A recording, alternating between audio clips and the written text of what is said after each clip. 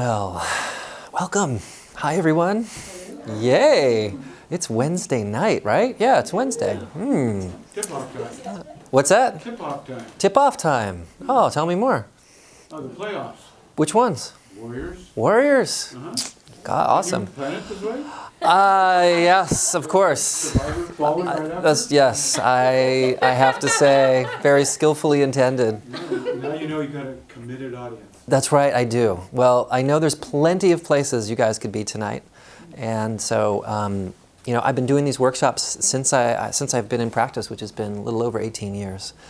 And I am completely dedicated to doing them, to giving them, because I feel like, in my experience, the information and the experience of like what you can get and what I get from giving it is just like, it like takes your understanding, your experience of this work and your life and your health and to the next level. So my intention is to have some fun, even though someone's missing the Warriors game. I'm not a basketball player. I grew up in Canada. I'm a hockey player, so watch out. That's all I gotta say. I might take you to the boards. But tonight is really exciting because I know some people here are in level 2, some are in level 3, some are kind of in level 1. So there's a little bit of a mishmash. But the focus of this evening's workshop is really about distinguishing like intermediate care, okay, in network care, and level 3 or advanced care. And what are the differences? Like, what can you expect to notice on the table? What should you be looking for? What are some of the things that you might notice happening when you're not here? And I'm also going to do my best to share some of the, the research that we've found from studying a lot of patients over the years, and specifically, in the areas of level 2 and level 3. So we'll do a couple of exercises just to give you a little sampling of the flavors of what's the difference between intermediate care and advanced care. And then we'll also do a demonstration of a network entrainment or adjustment so that you can watch me work with somebody. And so some of the things we'll be talking about, you'll be able to see. And I think it'll help make better sense of some of the things that you've already been experiencing on the table. And that's really why we do the workshops, is that in case you haven't figured it out, as chiropractors, this works a little different, yeah? Right? Just a little different. So when people ask you, hey, you're going to the chiropractor, it's like, you're like, well, yeah, I am going to the chiropractor. However, it's something different. So I'm hoping, from this too, you'll kind of learn a little bit about what to share with your significant other, what to share with your friends, what to share with your coworkers, so that they can better understand also what you're doing and options that might be available to them. Now, current research basically says that about 10% of the U.S. population even goes to a chiropractor. Okay, and I don't know what it is in Santa Cruz. I'm sure it's higher than that, but right, probably like it's a lot higher. But the U.S. population in general, only 10% of the people seek out chiropractic care of all types. Now, the work that we do, Dr. Melanie and myself, it's highly specialized, meaning that probably my guess is less than 5% of all chiropractors in the world do this technique. And 2 weekends ago, I was at a seminar, chiropractic seminar, and there was lots of different chiropractors. That most of them had been cracking bones. Some of them had been using the clicker. One guy was a diplomate in neurology. And what I love getting together with those chiropractors is they ask us questions, and they say, well, I've heard about network. It sounds kind of weird. I don't really get it. Can you adjust me? And so the cool thing is that they're open, and they're just interested in results, basically. So I had a chance to adjust a couple of them lying down on a bunch of chairs, kind of like this, right? Because we didn't, at that particular seminar, have any tables. Make a few contacts on their spine, just level 1. And this one, chiropractor in particular, got up off the table, and he was like, wow, I just feel so good. He's like, how did you do that? And then over a couple of conversations at lunch, we were talking about the way the spine and the nervous system works, and you could watch their brains start to make the connections. And the one gentleman who was a diplomate in neurology said, oh, it makes perfect sense. So we do a different type of chiropractic, right, as you all know. So tonight, really the intention for us is to help you understand, what it is we're actually doing, right? How does it actually work? And what are some of the things you can expect to notice that are different? Because one of the cool things that I really appreciate about network care is that It is different, but we've got incredible research behind us, which is just just outstanding. So in the late '90s, we had a longitudinal study that was done at UC Irvine School of Medicine and School of Sociology, and we studied about 3,000 people. It was 2,818 people from 250 different network chiropractic offices in the U.S., Canada, and Puerto Rico. So almost 3,000 people, 250 different offices, right? So a large sample of the population. And we looked at people who were really sick, meaning taking multiple medications, a lot of conditions, a lot of symptoms, a lot of illness. And we looked at people that were taking care of people who had no symptoms whatsoever. They were in it for optimization. You know what I mean when I say optimization? Like, I know things are good, but I know there's more, right? I know things could be better. And so one of the things that we found that distinguished intermediate and advanced care responses, so where people were actually starting to feel like good is greater and great got better and better got best, and that there was no ceiling to the benefits reported over this 3-year period that they were studying people. There was no ceiling. They decided to call the study because they wanted to publish it. So, But how did they measure this well-being? They measured it. It's a great question. And if you want it, you can go on the Wise World website and you can read the entire journal article to your heart's content. There was 5 major categories: physical state, improved emotional state, quality of life, response to stress, and overall life enjoyment. So those were the 5 major categories that they measured in patients. And the cool thing was that 76% of the people measured felt their expectations had been met and they wanted to continue. So, and so by all means, feel free, So what are they called? Wise Web? wiseworldseminars.com, and then there's actually a drop-down menu that says, I think it says groundbreaking research. And so there's just oodles of research, including there's a longitudinal study, a retrospective study, and many other studies, which some of them we'll talk about tonight. But tonight, what I really want to help you focus on is what does this care mean? So great, we've got a lot of people that have reported amazing changes.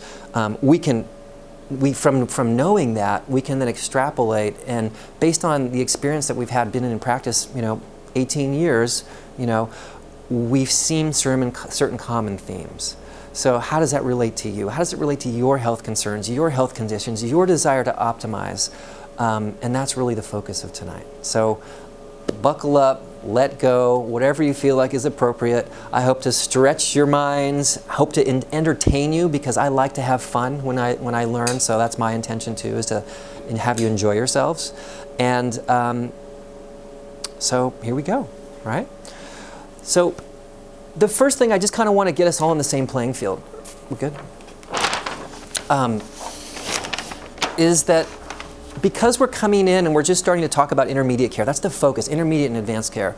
So in level 1 of care, that's basic care. And that's the care that most everybody gets when they first start, okay? Now, unless you're an infant, or perhaps you've had some previous network care, just about every single person starts with basic care because it lays a foundation for a soft, flexible, healthy nervous system. And the other thing that it helps do is that it helps you develop a relationship with your body that's different, right? Because most people, when they first come in, what would you say their general relationship would be with their body? Based on what, predominantly? So joyful, that's why they came in. Like, I am having so much ecstasy in my body right now. I decided to come see you as a chiropractor today to assist me in helping me move forward in my ecstatic journey.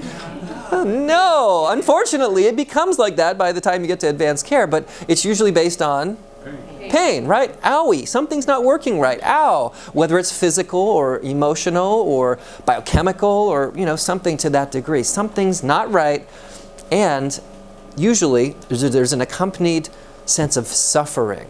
Like, you know what I mean? Like, you can have pain for a while, right? But at some point, pain becomes like, I don't want to live with this, or I got to do something about it, right? There's that switch. So usually that's when people pop into our office. So level 1 of care is really designed to help your brain and your body connect and release.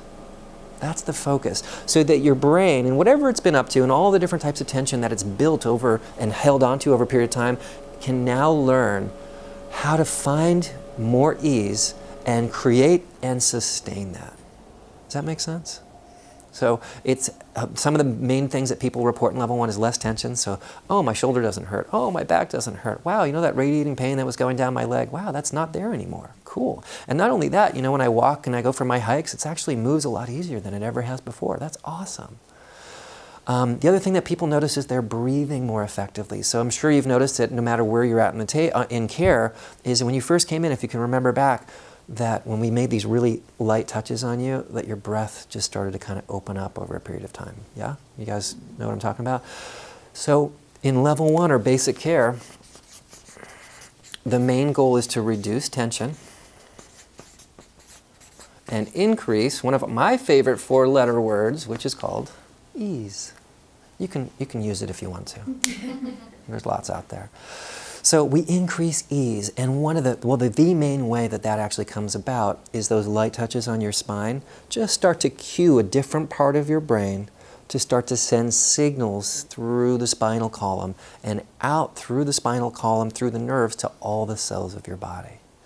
And the body develops this beautiful softening respiratory wave, which, you know, is fancy language for breath wave. Right? And the breath wave starts to move through your spine. And that's one of the main things we're looking for to make sure that we know that your body is A, dissipating tension, and B, starting to create this new communication pathway so that the higher part of the brain is having a different relationship with the cells of your body. And how that typically shows up is people notice things like, you know, I really wasn't aware of my posture till I came in and saw you, but now, you know, after several weeks and a couple of months have gone by, I noticed that sitting down at the desk the way I used to just doesn't feel right anymore. Or bending over and gardening, I used to just go for hours and then I'd get up and I'd straighten up and my back would be really sore and crooked. But now my body tells me maybe 45 minutes into it that I should get up and take a break, so pain isn't really the reason that I get to notice and pay attention to my back. Does that start to sound familiar? Yeah. So coming into where we're talking about tonight, you know, we're coming from the framework is that there's a lot more ease. The way your brain and your body are used to talking are starting to be different, right? You're noticing things that are a little bit more subtle and not necessarily associated with owie, okay? And that there's this breath response that you're aware of in your body. And sometimes, even when you're not here, right? The breath you're actually starting to notice even when you're just out in the life, out at work, out, you know, just doing whatever you do, that when you take breaths, breaths are easier, they're more full, and actually they have an effect at helping you dissipate tension. So, you guys with me? Cool. All right. How was supposed to be? That would be, you know, it's up to you. Tangential, you know, I can go there. But really, yeah, I would like that. And, you know, if you're not with me, let me know, because I'll do my best to catch up. So, you know, that being the foundation, we then move into some new territory. And so in intermediate care, it implies what? That it's kind of like it's in the middle. So you got the 2 pieces of bread, you got level 1, you got level 3, and you got intermediate care in the middle, right? You could put tofu in there, you could put tofurkey, you could put ham or turkey, whatever you want, salmon. It's up to you. But intermediate care is really a strategy that is designing to create a completely different response in your spine. So it's kind of on top of the respiratory wave, okay? So intermediate care is starting to develop, we call it the somatopsychic wave. The what? It's somatopsychic, right? So somato means, anybody? Body. And psychic means mind, right? Somatopsychic, body-mind wave. So we'll talk a little bit about that in level 2, okay, and the development of the somatopsychic wave, and what it means and what typically happens when people start to develop it. But it's a body-mind wave. Now, one of the interesting things we did in the research study is we actually asked people to fake the wave, right? And so we had them hooked up to surface EMGs, which are these little electrodes that read the electrical activity going in the spinal muscles. And so we had them kind of like basically try to create a wave. And there was a signal, but it was not the same qualitative response when it was an organic response that the body developed on its own, okay? So somatic psychic just means body-mind, that the body intelligence is a little bit more in the foreground and the mental intelligence is back in the background, right? we've all heard body, mind, right? Or actually, we probably more heard what? Mind, body, right? Been in the culture, for sure in the last 30 years. But as chiropractors, we've known about it. That's our area of expertise, right? The mind, body. Because if you look at the spine, that's the structure that connects our consciousness, right? Our mind, to the soma, right? To the structure, right? All the cells, all the tissues, all the organs of the body. And so, what happens, how does it do that? The organ or the system of the body that actually creates that communication highway is called the nervous system, right? And the central nervous system is basically made up of the brain and the spinal cord, right? You guys with me? Central nervous system. So the signals, the brain is like a generator receiver. It sends signals out through the spinal column and it travels out, at extremely high rates of speed through the nerves to all the cells of your body, right? In my level 1 workshop, I talk about how all the cells of the body, the non-movable cells, not meaning red blood cells, white blood cells, lymphatic cells, but all the structural cells of the body, right? The organs, the coverings around the organs, the muscles, the tendons, the ligaments, they all have 3 to 9 nerve endings sewn directly into them, okay? So, base of the skull, spinal cord, right? Okay, these are all spinal nerves, right? They travel out and they go to the cells of the body. And every cell of the body has 3 to 9 nerve endings sewn into it, regardless of whether it's a hip cell or an adrenal gland cell or a lung cell or a neck cell. Okay? And so the central nervous system is the system that is responsible for communicating signals from your brain to the cells of your body and receiving signals from the cells of your body and getting it up to the brain, making sense of it, interpreting it, and then sending the appropriate signal back down to the cell, right? And that's the cycle. It's called a complete cycle of communication in chiropractic. So what happens is in our lives that we all experience different types of stress, right? Duh, right? You don't have to walk out your door too long to figure that one out, right? We all experience various types of stress, and typically they come in 3 main categories. So physical trauma, right? Physical forces, car accidents, bike crashes, wearing a purse, sitting in a wallet, talking on a phone, wearing a backpack, sitting in front of my laptop, checking my emails, whatever it is. We do all these things every single day, and we are born, right? And we sit in cars and we commute, et cetera, et cetera, et cetera. So that would be an example of physical stress. Now, what we're talking about here, we're going to come back to somatopsychic wave because it's important, but I want to talk a little bit just about how the nervous system gets compromised, okay? Because we're going to talk about how in level 2, your level of health and function goes through the roof. At least that's what we saw in the research, and that's what we see with patients in practice. So physical stress, right, moves a bone out of position.